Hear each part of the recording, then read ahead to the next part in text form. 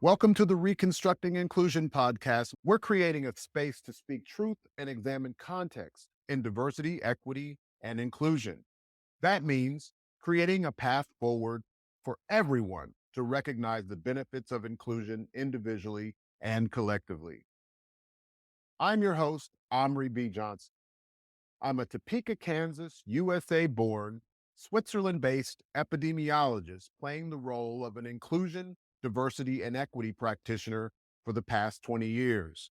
I'm the author of Reconstructing Inclusion, Making DEI Accessible, Actionable, and Sustainable, and the CEO of the DEI centered management consultancy Inclusion Wins, creating culture from the hearts of individuals. Let's jump in.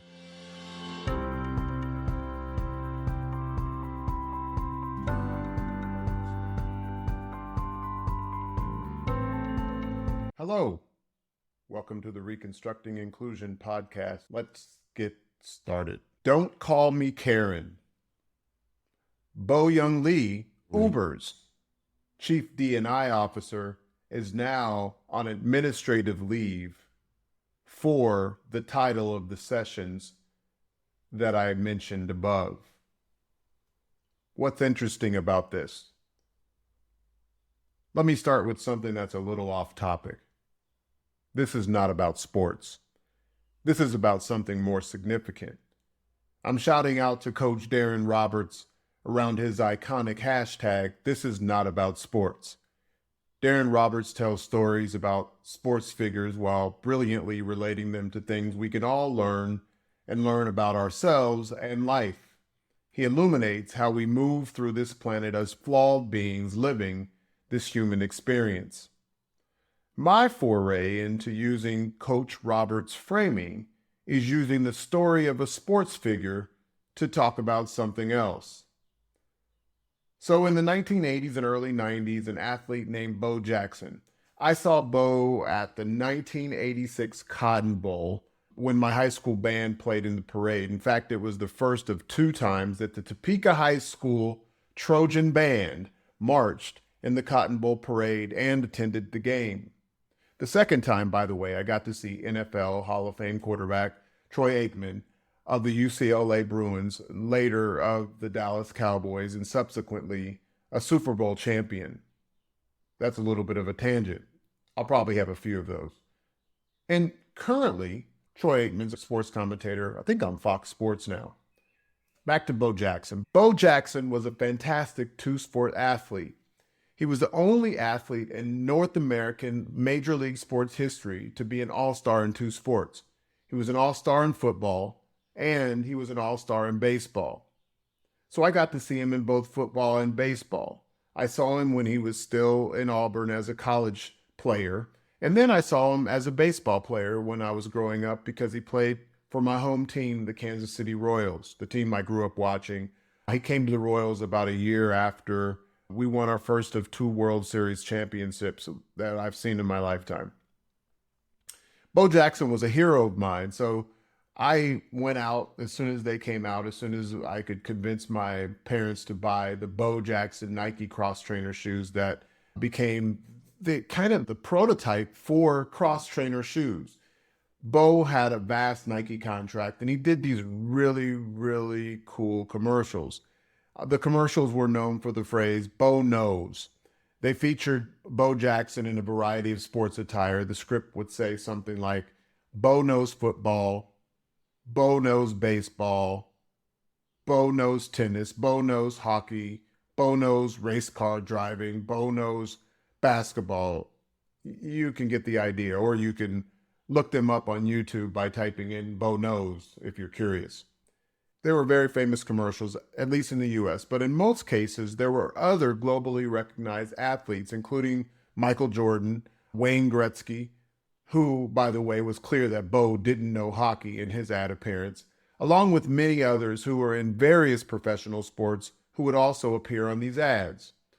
One of the particularly cool ads that I really liked was one where he was on stage with legendary blues guitarist Bo Diddley. And so Bo is going through all these sports and all the people, all the athletes are saying Bo knows this and Bo knows that. And then Bo gets on stage with Bo Diddley and he starts playing the guitar and he's pretty horrible. Like someone who's never played or practiced the guitar for any meaningful period.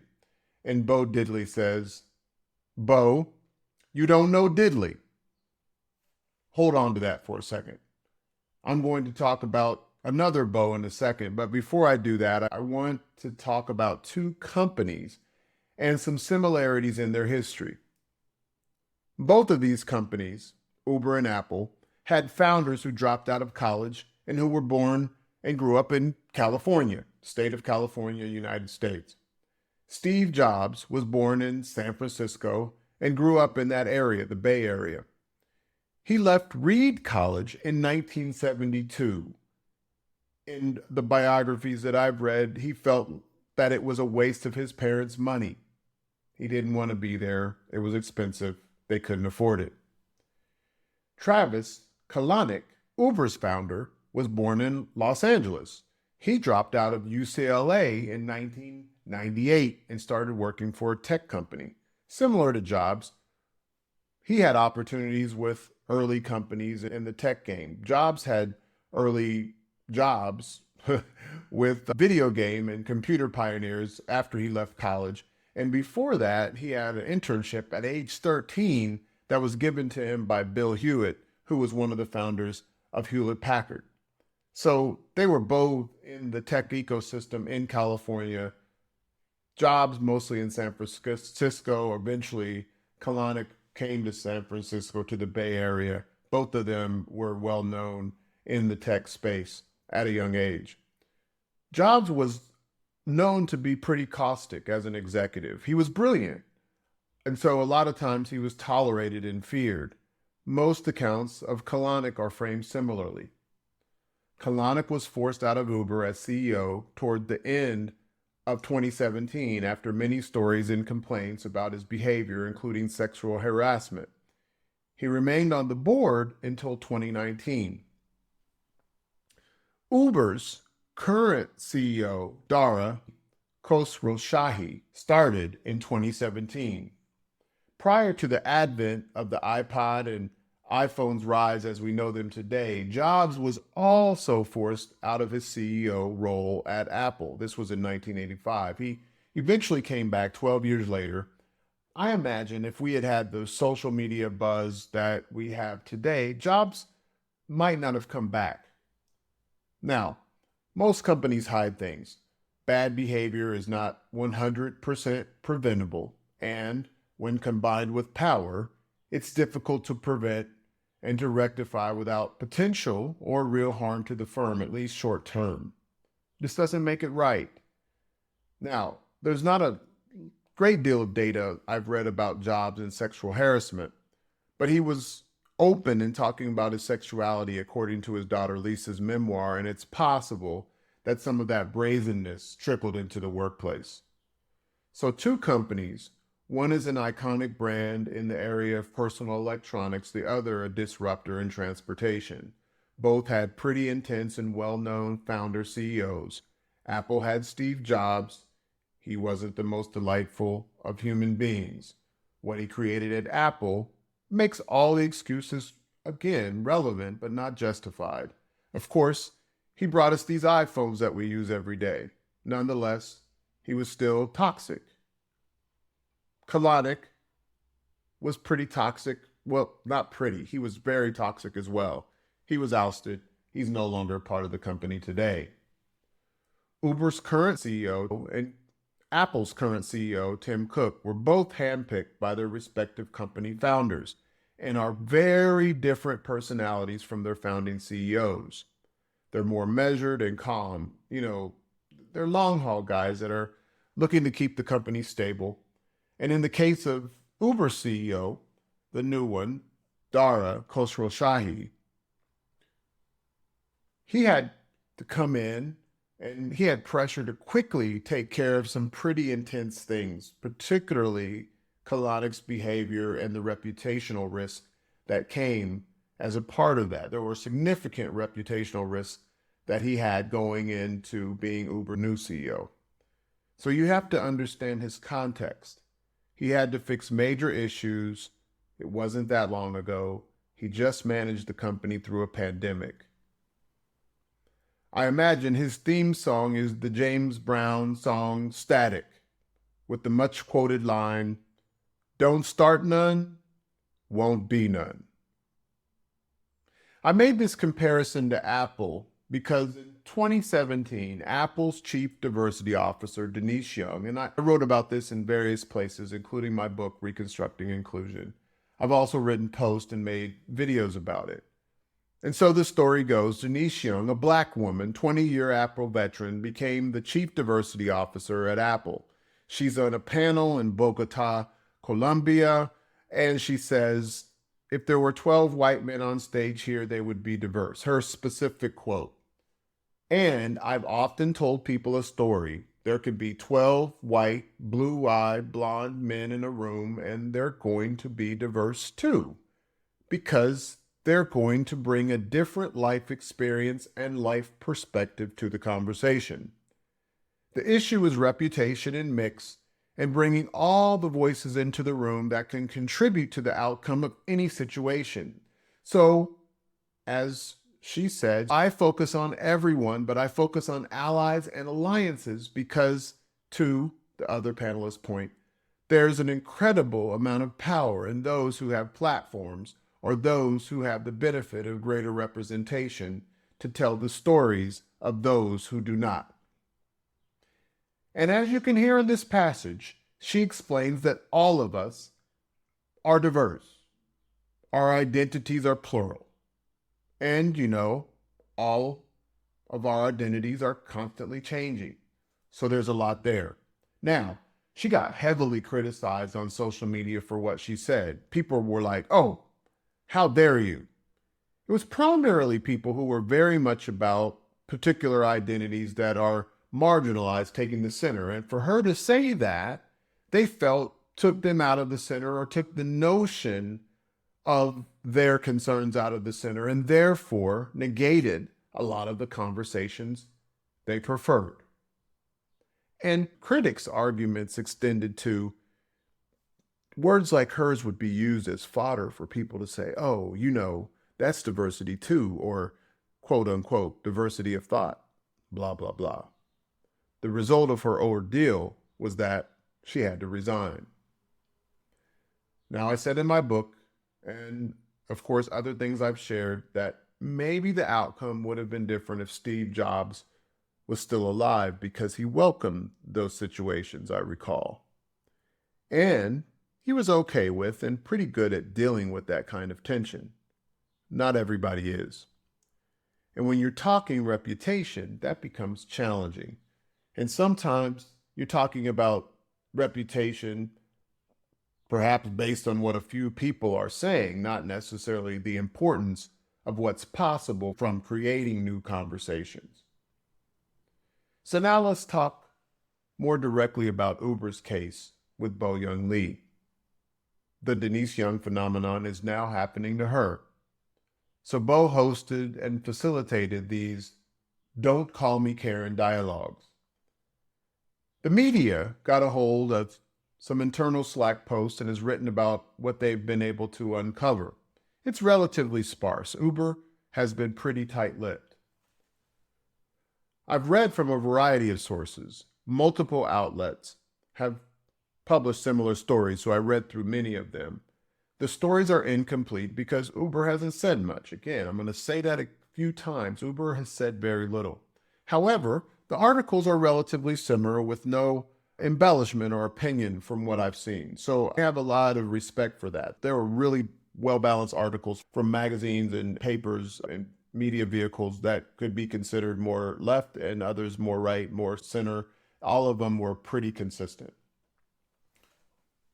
Conversely, the social media sphere has jumped into it and onto it like we tend to. It's been obviously of interest to DEI practitioners, particularly the social media DEI Illuminati, I like to joke. Some of those influencers have jumped into this and have stated their opinions. Very few have been balanced. I've appreciated the ones who've stayed out of commenting about Bo-Young Lee's intentions and impact or character. to any extent. Others I have openly disagreed with. I will likely share one of those conversations at another time. Here's the data from the various iterations of articles. First, the invite. Contact Daniel Camacho with any question on this event.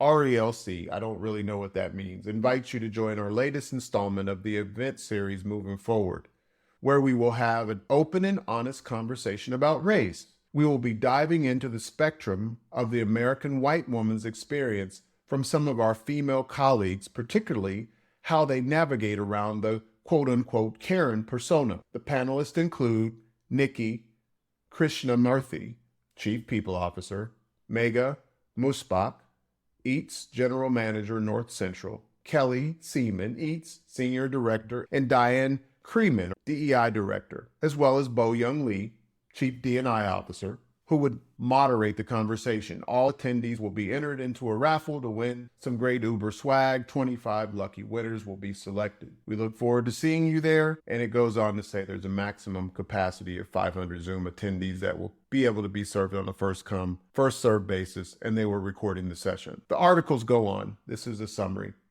The first session was in April and inspired one complaint from a Black female who called it tone deaf, offensive, and triggering. The timelines of some of the statements that I'm going to read below are unclear, but the second event happened on what I think was May 18th. So in response to the pushback and criticism, there must have been a dialogue. So in that dialogue, Bo Young Lee defended the decision, and this was according to the New York Times, telling a woman that while the conversation may have been uncomfortable, sometimes being pushed out of your own strategic ignorance is the right thing to do.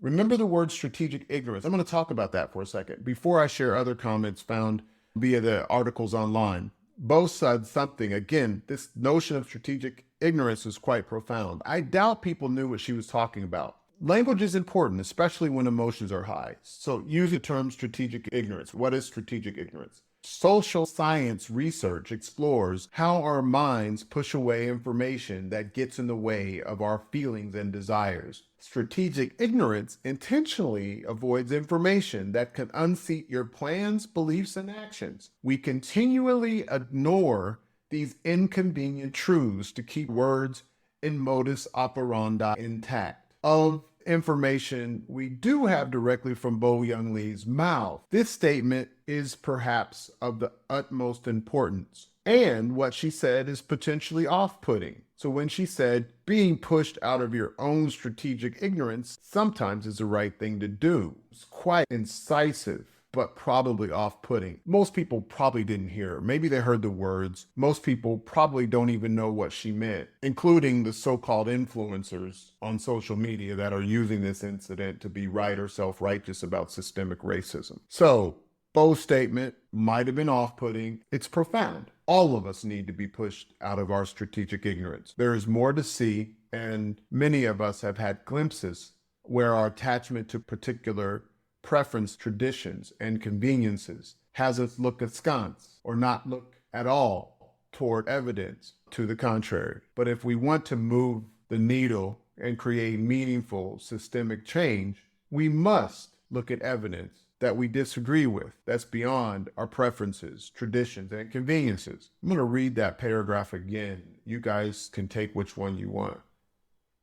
All of us need to be pushed out of our strategic ignorance. There is more to see, and many of us had glimpses where our attachment to particular preference, traditions, and conveniences have us look askance or not look at all toward evidence to the contrary. But if we want to move the needle and create meaningful systemic change, we must.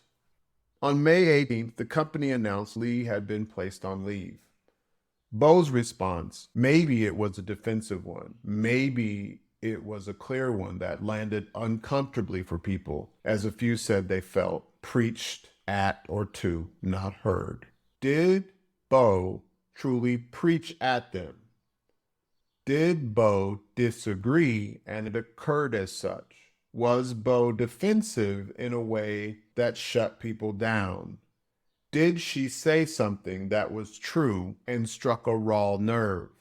It's hard to know, at least not in any complete way. Uber's chief people officer said this: "We have heard that many of you are in pain and upset by yesterday's moving forward session." Now I know that it was actually on May 17th where they had the second session. The chief people officer goes on: "While it was meant to be a dialogue, it's obvious that those who attended did not feel heard. Given that, Dara, the CEO, and I have asked Bo to step back and take a leave of absence while we determine next steps," said Krishnamurthy. The decision was celebrated on the Slack channels afterward, according to the articles. One article quoted people saying, "Another worker in a Slack channel designated for Hispanic Uber workers slammed Bo for creating an event with programming that had anything to do with the K name and shared a screenshot of a tweet and denoting Karen as a racial slur that's used to dismiss and degrade white women." This person, I'm not quite sure the context of this. This is where it's a little confusing. Was this person saying that Karen was a racial slur and we shouldn't even be talking about it? But there was another person that said, "I think when people are called Karens, it's implied that this is someone who has little empathy to others or is bothered by minorities or others that don't look like them." There were some more screenshots. This was obtained by a reporter named Richard Hanania. Diana Jones, who I imagine is a Black at Uber ERG leader, she says, "Black at Uber family and allies, we know you all have received Nikki's email. We all know that this remains an emotional time for everyone. The Black at Uber board and our city champions are here to support our community and allies globally as we begin the process of moving forward. With this in mind, the Black at Uber board kindly requests that we come together in support of Dara, Nikki, Bo, and our Uber leadership team as they take the time necessary to determine the next best steps for our One Uber family. Hashtag One Uber family. We appreciate you all for your continued professionalism, discretion, and patience." That was from Diana Jones, who happens, I think, was probably a leader in the ERG. Another quote came: "Just want to say a huge, huge thank you to the amazing ERG leaders, especially Black at, who escalated Bo's behavior to Dara and made sure that our outrage didn't go unheard." Another quote was, like, "Why can't bad behavior not be called out?" So the sentiments were strong, and the reality is that we truly, really truly don't know what happened beyond the limiting parameters of the articles. This could change soon, but as of this recording, it has not. The caveat has been, with almost all of these articles, is that those of us reading these accounts don't know what happened yet.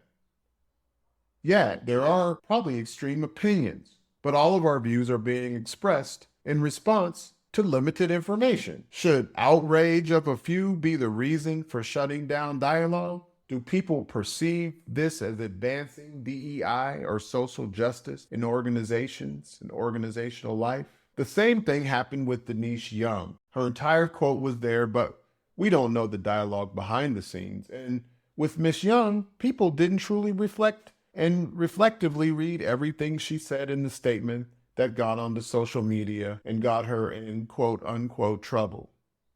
Now people are saying, "Oh, you need to be careful what you say." And I agree. I think Bo Young Lee, who arguably, to me, one of the best in the game of chief diversity officers, particularly in major brands. Based on what I've read over time, I don't entirely agree with how she sees and does the work, but she's brilliant, she's skilled, she's mindful.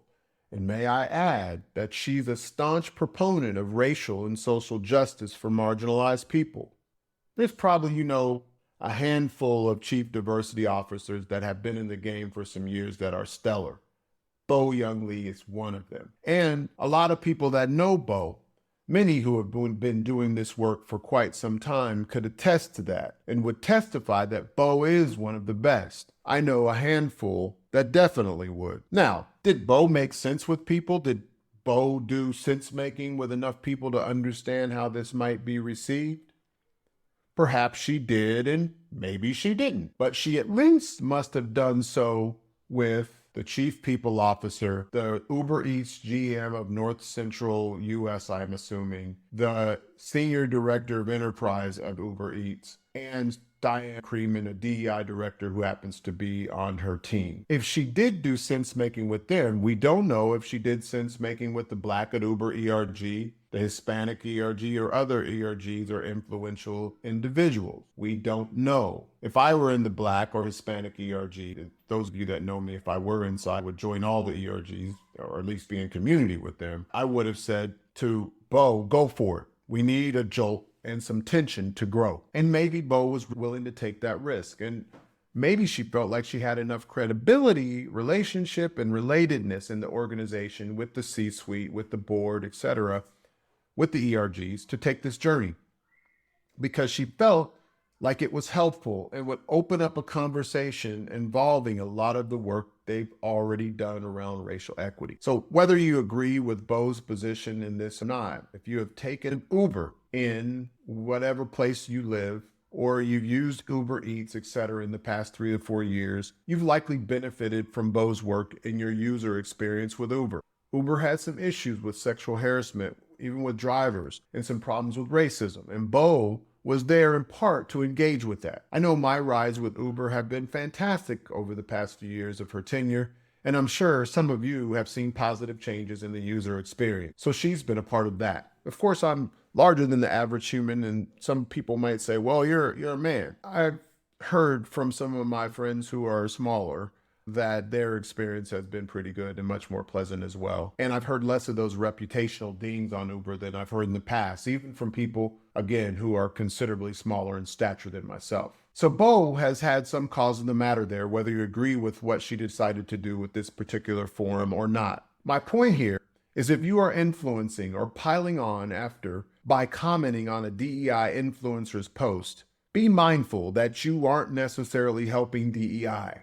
And you're not an ally for a practitioner doing stellar work at a major company. And these kinds of posts have probably been able to give some of these influencers opportunities to promote their businesses or to even make money, making money on the back of a single public mistake by a woman of color. That's not cool. I'm not one of those who believe impact is logarithmically more important than intention. The intention is essential. It's part of the complexity of being human. Our identities are important as well, but I don't think our identities are everything. Our identities and the lived experience through those identities are things that we use to make sense of the world with the so-called other, not instead of or against the so-called other.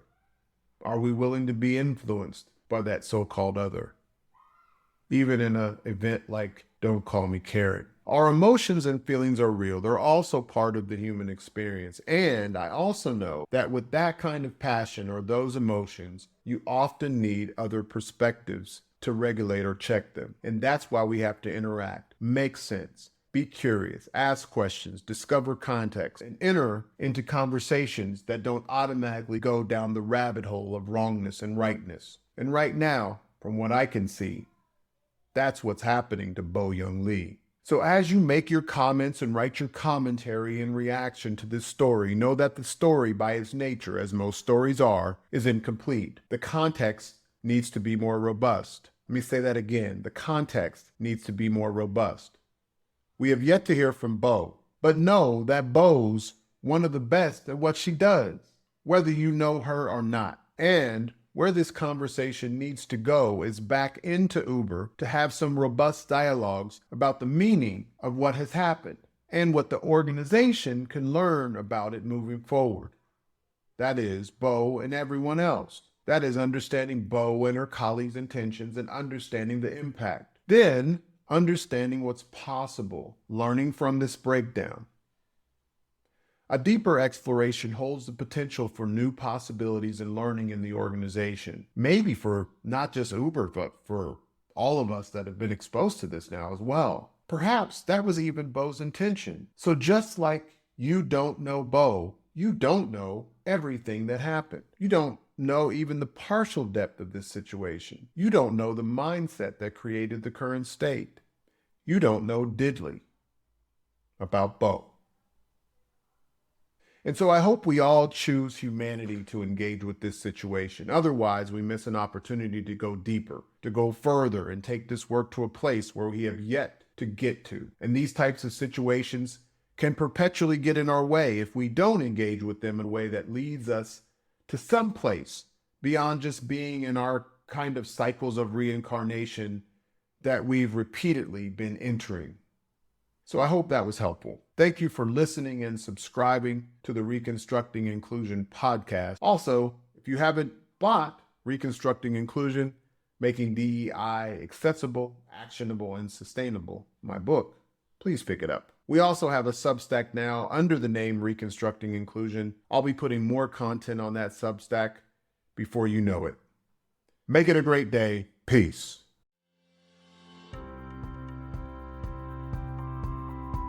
If you are committed or simply a little bit curious about how to make DEI accessible to everyone, actionable, that is, unambiguously prioritized and sustainable, aligned with personal and organizational purpose, hit the subscribe button. Make it a great day. Peace.